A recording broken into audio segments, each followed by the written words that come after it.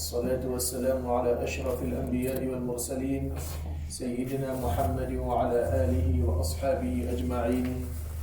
أما بعد، فقد قال جل وعلا في كتابه المجيد بعد أعوذ بالله من الشيطان الرجيم بسم الله الرحمن الرحيم ولقد جاءكم يوسف من قبل بالبينات فما زلتم في شك مما جاءكم به حتى إذا هلك قلتم لن يبعث الله من بعده رسولا كذلك يضل الله من هو مسرف مرتاب.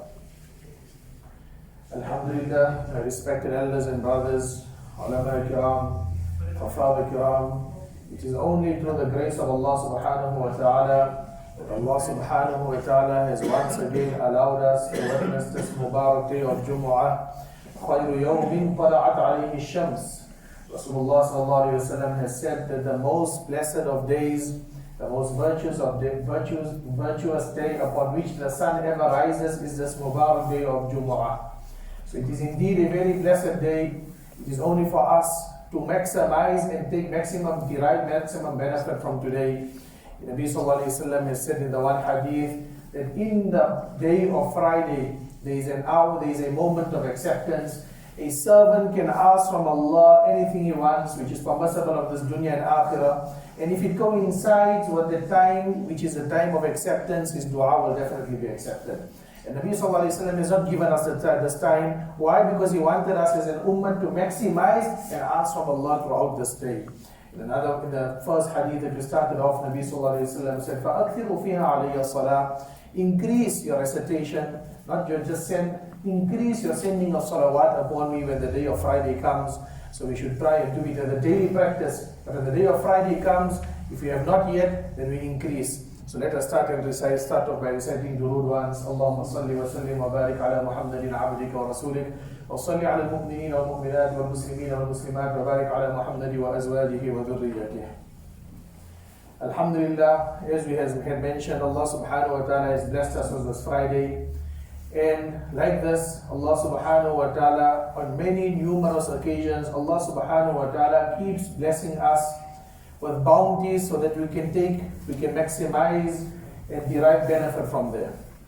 And if we had to see in the time of Sahaba radiallahu anhum, Nabi sallallahu alayhi wa sallam received Nubuwwah at the age of 40.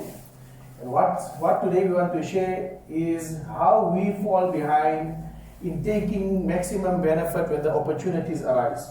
Sahaba radiallahu anhum, so Nabi sallallahu alayhi wa sallam lived for 63 years in this world.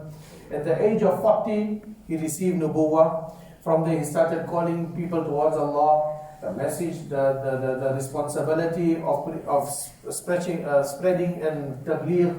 Ya ayyuha ar-rasul balligh ma unzila ilayka min rabbik. The responsibility of spreading the word of Allah, the message of Islam was put upon his shoulders, for which he had to create a community, for which he had to create a mindset, so that he can have a team to help him. And by the age of 63, Nabi sallallahu alayhi wa sallam already left this world. So it was just above 2 decades. But what Rasulullah sallallahu alayhi wa sallam achieved in those 2 decades, no human will ever achieve, no human can never achieve, no human ever achieve. So out of the thousands of years that the dunya is in existence, from the time of Adam alayhi salatu wasalam to the time that this world will continue to exist, it was only a fortunate selected group that had the opportunity to be there when Rasulullah sallallahu alaihi wasallam was there for those 20 years. And even those who we refer to Sahaba radiallahu anhum, them being there was not just a coincidence. Abdullah bin Mas'ud radiallahu anhu said, اختارهم الله لصحبة نبيه ولإقامة دينه. Allah subhanahu wa ta'ala chose the Sahaba radiallahu anhum to be there at that time, because as much as it was very easy that if you accepted Islam, you reached the level of Sahabiyah, you reached the level of companionship of Rasulullah sallallahu alaihi wasallam. But at that time, it was so difficult. There was a chance if you and I existed at that time, we would have maybe not accepted the message. So Allah subhanahu wa ta'ala has put us at this time, 1445 years later, is a reason, and the wisdom of it Allah subhanahu wa ta'ala knows. There is a famous incident of Afif Kindi. Afif Kindi says that when Islam just began, I was doing business with Abbas radiallahu anhu, the uncle of Nabi sallallahu alayhi wa sallam. He says, one day it so happened that I was in Mecca with Abbas radiallahu anhu, and we were descending from the hill, and I saw in the haram that there were three people, one adult, one youngster, and there was a woman. So the adult in front was worshipping Allah, he was praying to the Kaaba, but in a very different way. So he says, and the child was standing next to him, and the woman was behind. So I asked Abbas radiallahu anhu that, oh Abbas, what's happening there? So Abbas radiallahu anhu said, oh Afif, that's my nephew. Muhammad sallallahu alayhi wa sallam, that's his cousin Ali ibn Abi Talib, the youngster you see, and the woman behind him is Khadija radiallahu anha. And then he says a very important statement. He says, وَلَا وَاللَّهِ, he says, I take an oath by Allah subhanahu wa ta'ala, مَا عَلَى الْأَرْضِ كُلِّهَا أَحَدٌ عَلَى هَذَا الدِّينِ غَيْرَ هَؤُلَاءِ الثَّلَاثَةِ. He says, oh Afif, at this time I don't think there's anyone else praying in the world like how those three are praying currently. So Afif radiallahu anhu did the normal approach which you all do. He waited it out. That okay, this is the person, it's Abbas radiallahu anhu's nephew. He's claiming to be the final Nabi. Revelation comes upon him. He's a seal of prophethood. Let's wait it out and let's see if his mission grows. Eventually, Islam grew. The conquest of Mecca, Nabi sallallahu alayhi wa sallam was removed from Mecca. He came back, he conquered Mecca with a large force. At that time, only Afif radiallahu anhu accepted Islam. When did he see it? In the beginning stages. At that time, after accepting Islam, he said, "Laytani kuntu rabi'." He said, if only at that time I had shown some interest, I would have maximized the opportunity, and then I would have been the fourth person to accept Islam, and he would have been amongst the greatest Sahaba radiallahu anhu. Yes, by being a Sahabi, he was at a very high level, but in the level of the Sahaba radiallahu anhu, I could have been at one of the highest level. And on the reverse, we look on the other side of the spectrum, we have Waraqa bin Nawfal. Waraqa bin Nawfal, the narration of Bukhari, Aisha radiallahu anha says that Waraqa bin Nawfal, he could not take the polytheism and the shirk that was existing in Arabia. So he went searching out for the truth. At that time he found Christianity to be the truth, and it was the truth at that time. He started researching, and in his research in Christianity, he found out that the last prophet, the last Nabi of Allah will come. And Nabi sallallahu alayhi wa sallam eventually came when the first verses of Surah Iqra was revealed, the first revelation came down. Khadija radiallahu anha took Nabi sallallahu alayhi wa sallam to Waraqa bin Nawfal. Waraqa bin Nawfal, on the reverse, he sacrificed his whole life. Every fiber of his being he dedicated to finding the truth, and he waited for his last Nabi of Allah to come. But the Mufassirin say when the Nabi of Allah did arrive, he was already in his 90s. He was already towards the end of his life. At that time, when Nabi sallallahu alaihi wasallam came to him, he said, "Ya laytani fiha jada', laytani akunu hayyan id yukhrijuka qawmuk." He said, "Oh Nabi of Allah, just by you telling me your story of how revelation came to you, I'm already convinced that you are the Nabi of Allah. I just have one regret. I wish I was a bit younger so I could support your mission." And he says, "I wish I can be around at the time when your nation will remove you from Mecca." So, Afif radiallahu anhu, now let us look at these two stories. Afif radiallahu anhu had the opportunity, which usually passes by us on a daily basis, if not a daily basis, on a weekly basis. We see opportunities, we see things which you can make, we see opportunities that Allah subhanahu wa ta'ala puts before us, which we can maximize to the benefit, to the greatest extent, but we let it pass by, we wait it out. Sometimes even in our worldly affairs, there is a lucrative opportunity, we wait it out, let's see how it grows, let's see how this investment is. My friend invested here, let's see how his profits are, how his dividends are. And by the time we decide to join, it's already too late. And whoever invested earlier, they already went away.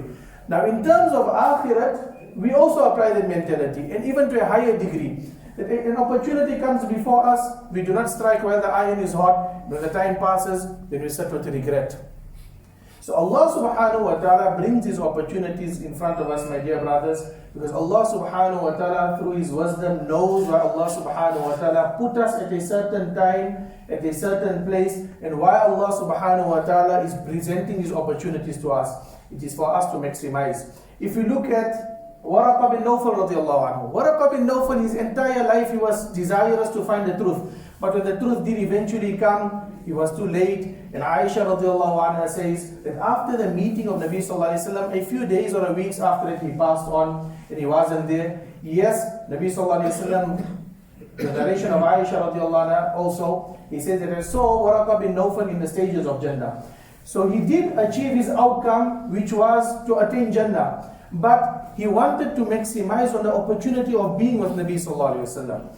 And generally, my dear brothers, compared to the approach of Waraqa bin Nawfal radiallahu anhu, we have the mindset of waiting things out. And Allah subhanahu wa ta'ala puts these opportunities.